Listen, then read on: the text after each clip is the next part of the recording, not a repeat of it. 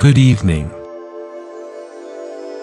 Tonight, we will not travel to a world of fantasy, but to the deep, silent canvas of space. Forget the noise, the gravity, the weight of the world. There is a place of profound peace waiting for you, in the quiet solitude of the cosmos. We will visit a lone caretaker, a janitor of the heavens, whose gentle, daily task is to polish the magnificent rings of Saturn. It is a story about finding beauty in immense silence, and purpose in a task that connects one small soul to the grandeur of the universe. Come, let your mind become weightless, and float with us into the quiet dark. Begin by finding your most comfortable position, allowing your body to feel supported and at ease. Close your eyes, and bring your awareness to your breath. Don't try to change it. Just notice the gentle rise and fall of your chest, the soft rhythm of air entering and leaving your body. With each breath in, imagine you are drawing in a cool, dark, peaceful energy from the space around you. And with each breath out, imagine you are releasing the weight of your day. Let go of gravity. Let go of the ground beneath you. Breathe out the feeling of being heavy, of being tied to one place. Now, imagine a sensation of lightness beginning in your feet. A gentle, floating feeling that makes your ankles feel loose and free. This feeling of weightlessness travels up into your legs, making them feel light as air. It moves into your hips, your torso, your chest. You feel your entire body beginning to float, gently and securely, in your own quiet, personal space. This feeling of lightness moves into your shoulders, releasing all tension. It flows down your arms, through your elbows, into your wrists and hands. Your fingers feel as if they are floating in warm water. The sensation moves up into your neck and head, and you feel completely untethered, serene, and free. You are floating now, in a vast, dark, and silent space. It is not a cold or empty space, but a safe and peaceful one. You are a quiet observer, a silent traveler. As you float, you notice a distant point of light. It grows larger, resolving into a magnificent, giant planet, girdled by luminous, shimmering rings. It is Saturn. And orbiting it, you see a much smaller point of light. A tiny vessel, like a single dewdrop on a cosmic leaf. As you drift closer, You find yourself not outside the vessel, but inside it. The transition is seamless. You are now looking out through a large, circular viewport. The gentle hum of life support systems is the only sound. You are inside the maintenance pod known as the Dewdrop. You are inside the story.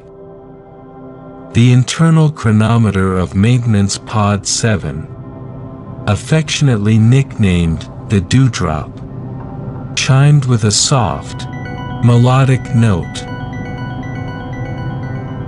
It was 6 o'clock, orbital standard time. For the pod's sole occupant, Kael, this was the start of his working day. He stirred from his sleeping hammock, which was strung across one corner of the small, circular cabin, and floated out with the practiced ease of one who has long since made peace with zero gravity. The Dewdrop was not a place of sterile, cold metal. It was Kael's home. The curved walls were lined with soft, gray, acoustic panels. One panel was covered in schematics and checklists for his work. Another was dedicated to photographs of green hills and blue oceans from a planet he visited only in his memories. A small hydroponics bay glowed with a soft, purple light, nurturing a single, resilient vine with broad, dark green leaves. It was his only living companion. Kael's morning ritual was a silent, graceful ballet. He floated to the small galley, dispensing a nutrient paste that tasted vaguely of oats and cinnamon into a self-heating pouch. While it warmed, he drifted to the main console. A few taps on the screen brought up the pod's diagnostics. All systems were green.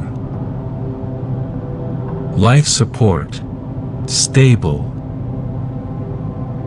Power cell, optimal. Trajectory, nominal. He then checked the external sensors for any significant micrometeorite activity in his designated work sector. The field was clear. It was a good day for polishing. He took his warm pouch of paste and floated to the main viewport, his favorite place in his small universe. He anchored his feet into the floor straps and ate his breakfast while looking out at his office. And what an office it was! Stretched out before him, in all its impossible grandeur, was the planet Saturn.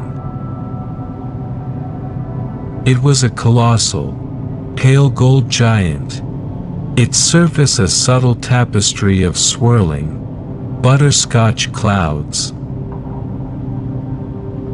But the planet itself was only the backdrop.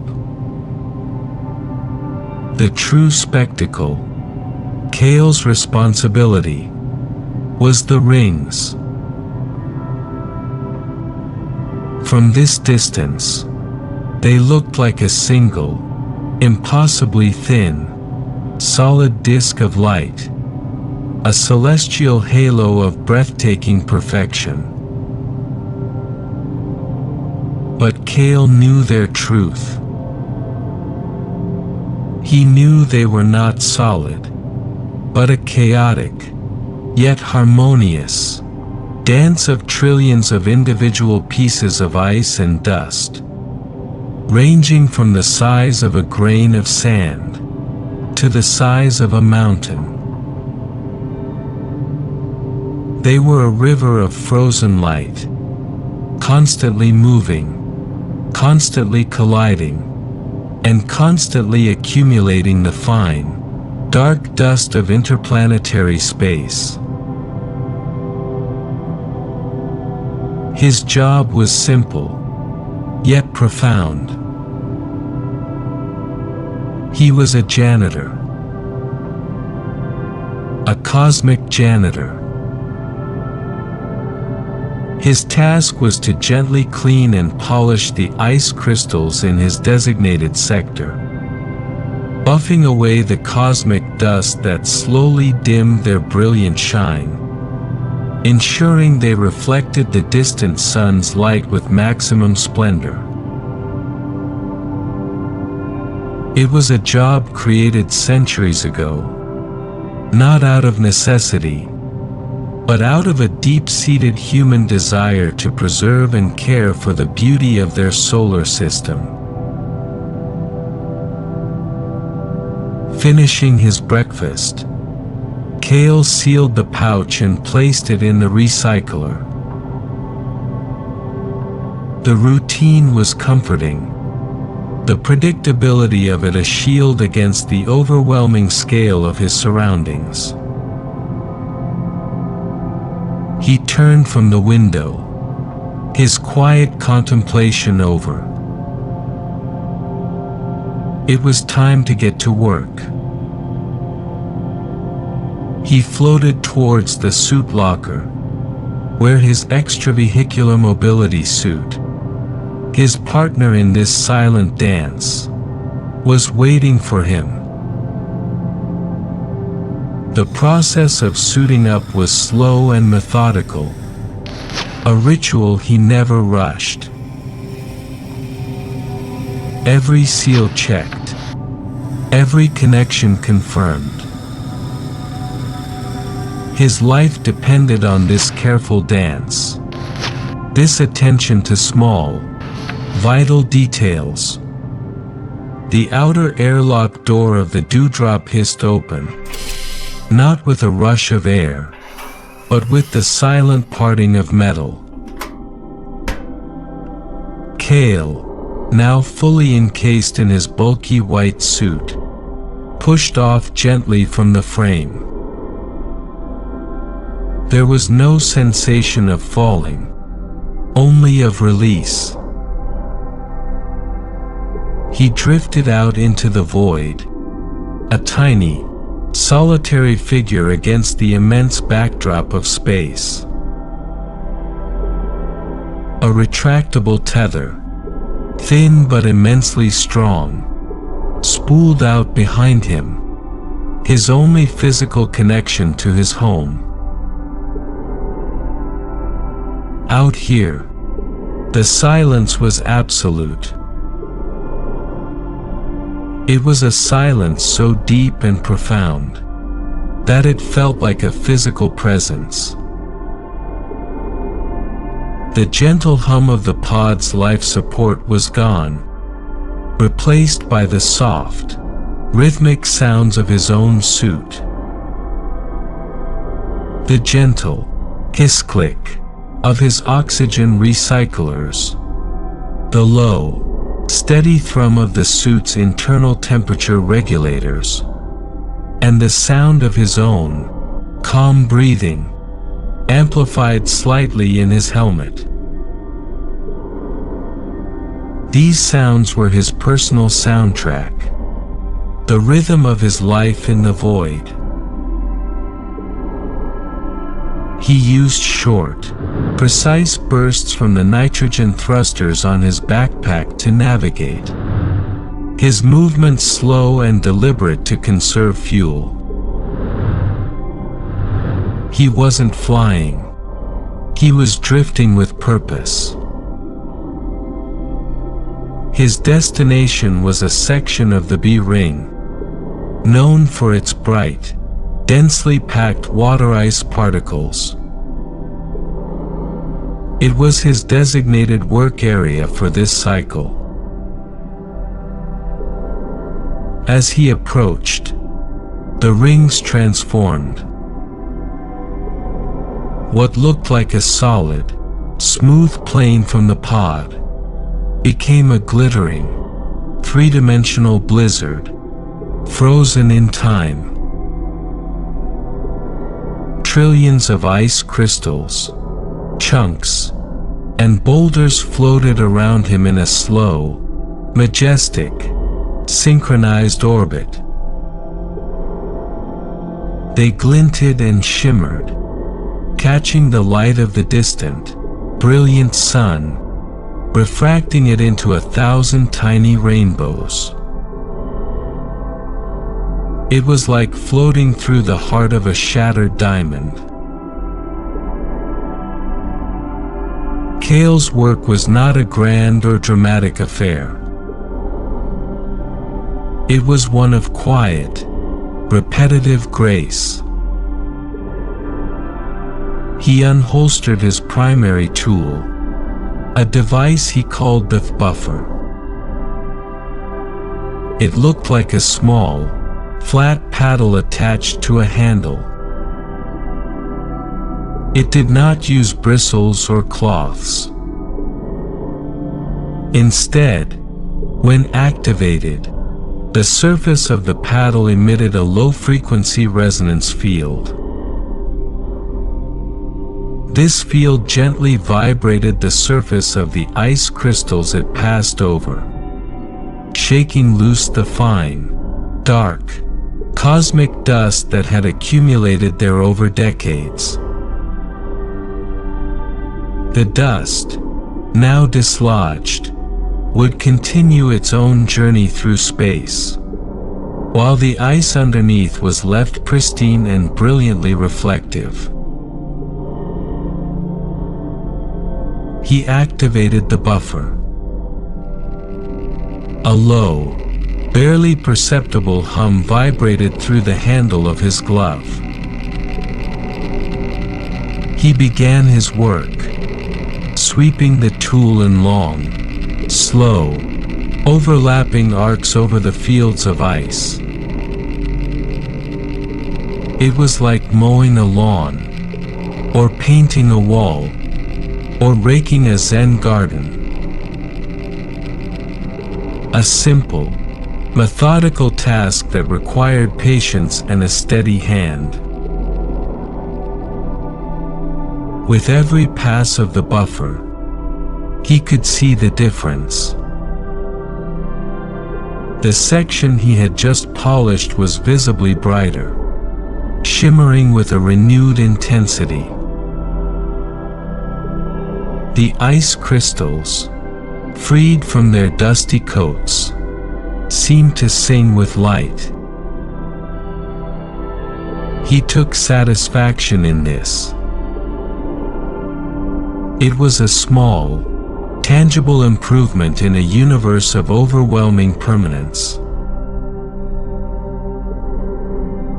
He worked his way along a vast, flat-topped iceberg the size of a city block, its surface covered in a frost of smaller crystals. As he polished a section near the edge, his tool's sensor display flickered. A small, anomalous density reading. It wasn't a flaw in the ice. It was something inside it. He paused his work, the gentle hum of the buffer ceasing. He floated closer, his helmet light focused on the spot. There, embedded a few inches deep within the otherwise perfect, clear ice, was a small, dark object. It was no bigger than his thumbnail, irregularly shaped and pitted. It wasn't rock from Saturn's system. It had the dark, fused look of something that had traveled a very, very long way, through fire and the deep cold. It was a micrometeorite, an ancient visitor from beyond the solar system. A tiny piece of another world, captured and frozen here, in this river of ice, for millennia. The sight of the micrometeorite was not an annoyance, not an obstacle to his work. For Kael, it was a reward. It was a break in the beautiful monotony, a tiny, unexpected story sent across the eons, delivered directly to him. His directives were clear. Any foreign object that posed no navigational hazard was to be noted, and if easily accessible, removed to maintain the purity of the rings. But the directives said nothing about the sense of wonder he was allowed to feel.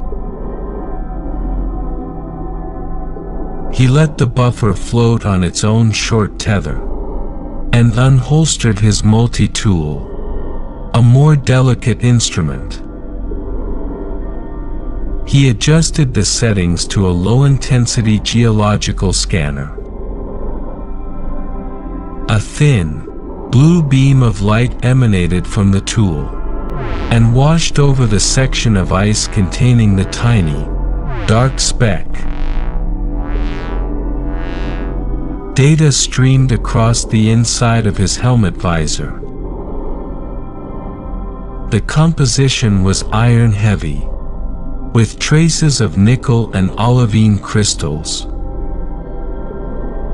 typical for an interstellar meteorite. But it was the age analysis that made him pause.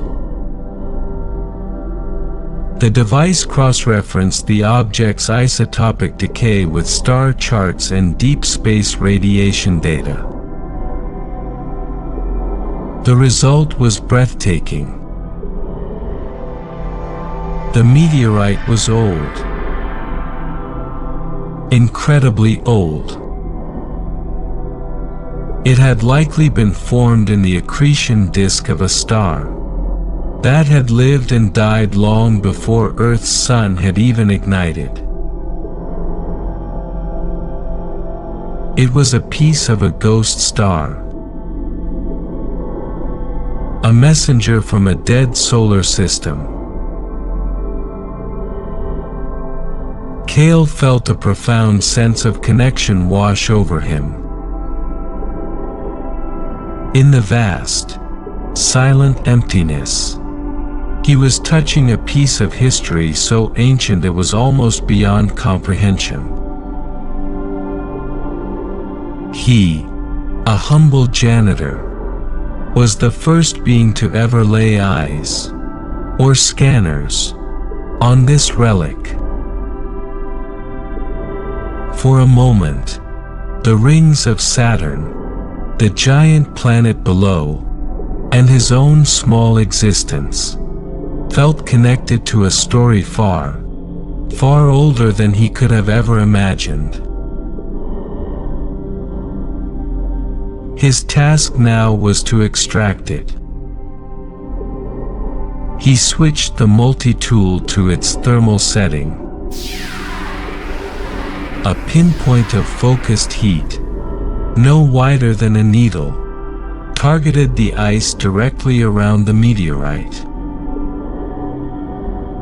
The ice didn't melt into water in the vacuum of space. It sublimated, turning directly into a faint, shimmering vapor that instantly dissipated. Slowly, carefully, He carved a small, perfect cylinder of ice around the object. Once it was loose, he switched to the tool's micrograpple function. Two tiny, delicate prongs extended and gently plucked the ancient stone from its icy prison.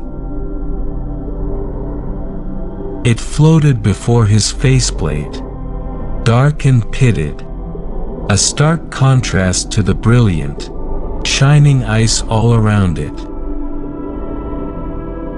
It seemed to absorb the light, holding its ancient secrets close. He had a small, padded collection pouch on his belt for such finds. He opened it and carefully placed the meteorite inside, sealing it securely. It was no longer just a foreign object to be catalogued. It was his discovery, his treasure. As if on cue, he saw a distant glint of light far below him, moving at a steady, predictable pace. It was cargo drone 734, making its routine supply run from Titan to the orbital stations. It was always on time, every single work cycle. Kael never hailed it, and it never acknowledged him. It was just another silent, reliable object in the grand, clockwork dance of the solar system.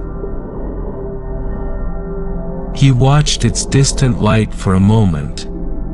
Another small, solitary worker doing its job, before it disappeared behind the curve of the planet. The brief, silent companionship was comforting. The moment of discovery was over. His work was not. With the ancient messenger safely stored in his pouch, Kael reholstered his multi-tool, grasped the humming buffer, and returned to the slow, steady, and peaceful task of polishing the Starlight. Having finished his designated bearing sector, Kael's schedule for the day required him to move. He gave a gentle, sustained burst from his thrusters, pushing off from the massive iceberg and arcing gracefully across the void.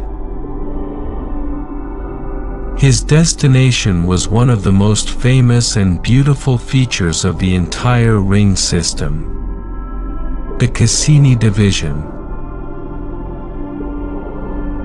It was a vast, 4,800-kilometer wide gap between the A and B rings. It wasn't truly empty, but far less densely populated with particles. To travel through it was to move from a dense, glittering blizzard into a serene, spacious cathedral. As he entered the division, the visual environment changed dramatically.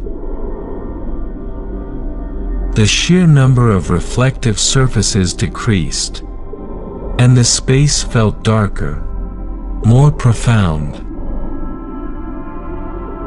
The particles here were different, too.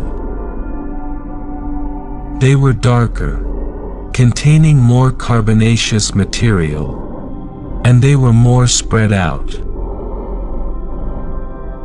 They drifted past him not as a dense cloud, but as individual, slow-moving sculptures of ice and rock, each one a unique entity. His job here was different. He wasn't buffing vast fields of ice. Instead, he was a restorer of individual art pieces. He would drift up to a particularly large, dark chunk of ice, a moonlet in its own right, and carefully polish its most reflective facets, turning it from a dull rock into a slowly spinning, dark jewel.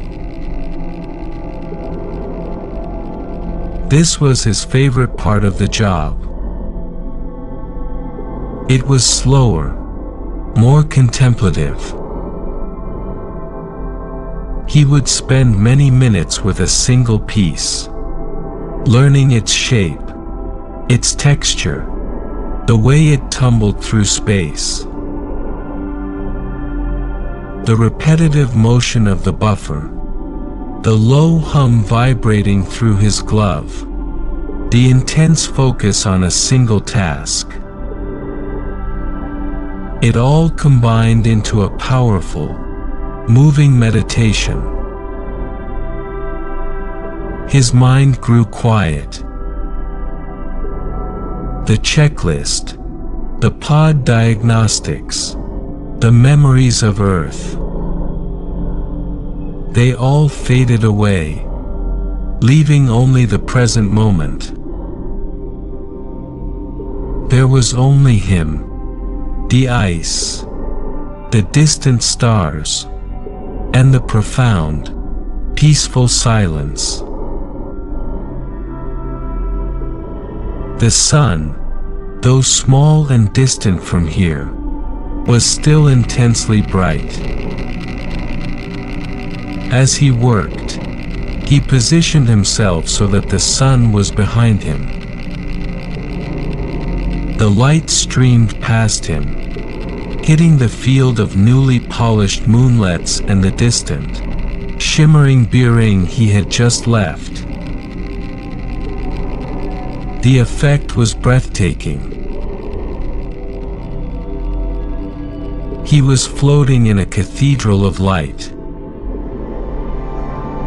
The polished facets of the dark ice in front of him caught the sun's rays and scattered them in long, brilliant beams, like the light from a stained glass window. The main rings, now in the distance, became a vast, glowing wall of pearlescent light, an impossible work of celestial architecture. Kael paused his work, turning off the buffer, and simply floated, an audience of one for a light show that had played out, unseen, for billions of years. He reached down and touched the pouch on his belt where the tiny, ancient meteorite rested. He thought about the ghost star it came from. He thought about his own small, quiet life, spent here in service of this beauty. He did not feel lonely. He felt a sense of immense privilege. He was not just a janitor. He was a caretaker, a guardian of a silent, magnificent temple. His job was to ensure its windows were clean, so that the light could always shine through. It was, he thought, a truly wonderful purpose. A soft, three-note chime echoed gently inside Kael's helmet. It was the end of shift signal, a sound as familiar and comforting as his own heartbeat. The 8-hour work cycle had passed in what felt like a moment, and an eternity.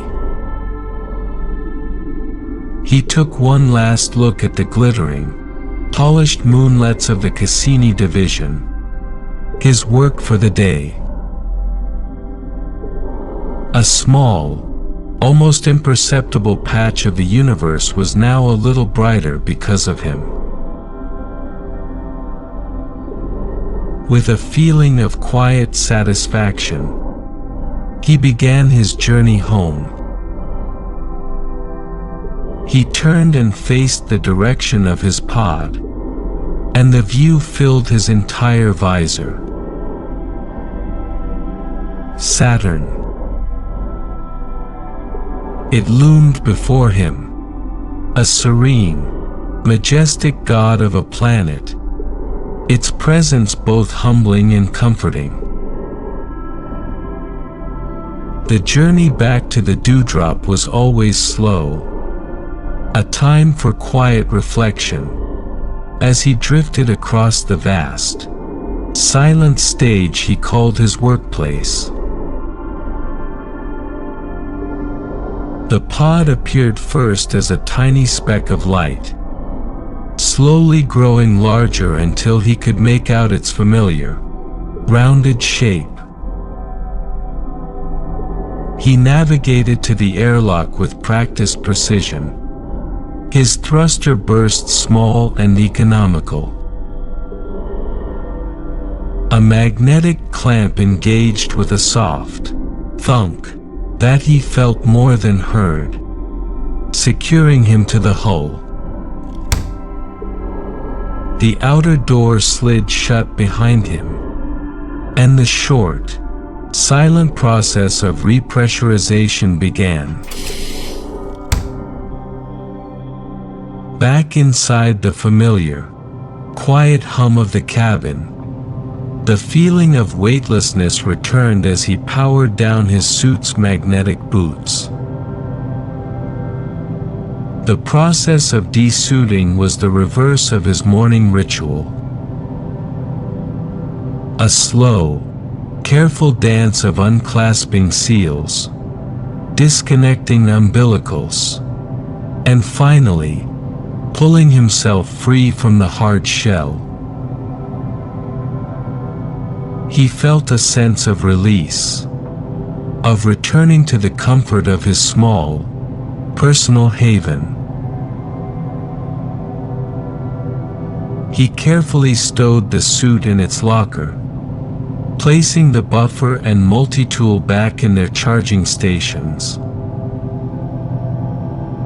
His work was physical, but it was a gentle physicality, and he felt not tired, but peacefully fulfilled. He floated to the galley and prepared his evening meal, another pouch of nutrient paste, this time a savory flavor reminiscent of a warm vegetable stew. As it heated, he remembered his discovery. He unsealed the collection pouch on his suit's belt, and let the tiny, dark micrometeorite float out. In the artificial gravity-free environment, it hovered before him, a silent, ancient messenger. He didn't just put it in a storage locker. He had a special place for it. On his small desk, next to the hydroponics bay, was a small, sealed glass terrarium. Inside, a bed of soft, simulated moss rested on dark soil. This was his collection. It held 3 other such treasures, found over his many years of service. He opened the terrarium, and with a pair of fine tweezers, he carefully placed the new meteorite amongst the others. He sealed the glass lid and turned on its internal light. A soft, warm glow illuminated the 4 tiny, dark specks. They looked like 4 new, strange stars in the small green galaxy of the terrarium. It was his personal cosmos, a museum of silent stories. His meal now warm, Kael once again strapped himself in before the main viewport. He ate slowly, looking out at the rings he had just tended. From here, he couldn't see the specific spot he had polished, but he knew it was there. The rings as a whole seemed to shine just a little more brightly in his eyes. The cabin's chronometer chimed again, signaling the beginning of the designated rest period.